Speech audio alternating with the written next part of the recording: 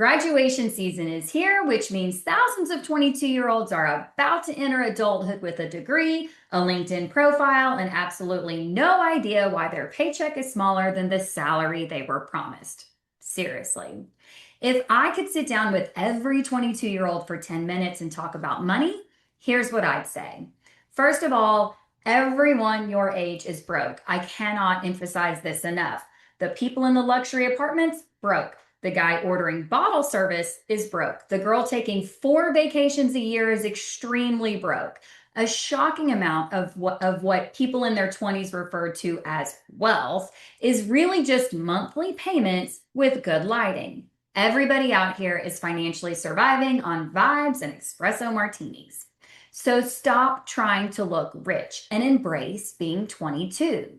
You're supposed to be building. You're not behind because you don't own a luxury SUV and a rooftop apartment 5 minutes after graduation. Half the people you're comparing yourself to are one unexpected expense away from eating dry cereal for dinner. And honestly, this is where I think young people get terrible financial advice online. People online love telling 22-year-olds to max out retirement accounts while somehow traveling internationally every month and owning investment properties. Meanwhile, you're trying to figure out how taxes work, why your health insurance has a deductible, and whether adding guacamole is now considered a luxury purchase. Your first financial goal, honestly, is not becoming rich. It's stability. Your goal is to get to the point where a flat tire or a surprise flight home doesn't financially ruin your month. And the most valuable financial asset you have in your 20s is not your investment account.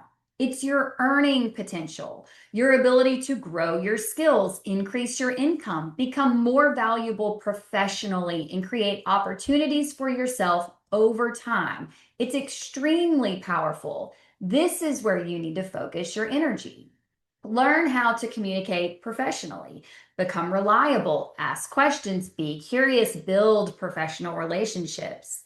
And by all means, become dependable because that is wildly underrated right now. I know you just graduated and never want to study ever again. But unfortunately, adulthood is basically self-guided financial education forever. There's no teacher, no review sheet, no multiple choice test. You just open your first paycheck and realize your net pay looks emotionally different than your salary. So start learning. Study your paycheck. What taxes are coming out and why? Read your benefits packet. What actually makes sense for you and how much does it cost? What insurance should you select? Do you have an HSA or FSA? Are you using it correctly? Learn the difference between Roth and pre-tax contributions in your 401k. Figure out how to use an HSA properly because it's one of the best financial tools most young people ignore. This phase of life is about learning and growing, not pretending you have everything already figured out. And while we're here, let's talk about lifestyle creep because that happens fast. Your first raise becomes a nicer apartment, then a nicer car, then food delivery because you're busy. Then suddenly you're paying $40 a month to stream 17 different shows that you never watch. Every raise cannot become a monthly payment. That is how people stay broke at higher incomes. The internet makes personal finance look like it's all about investing, but a huge part of it is actually behavior.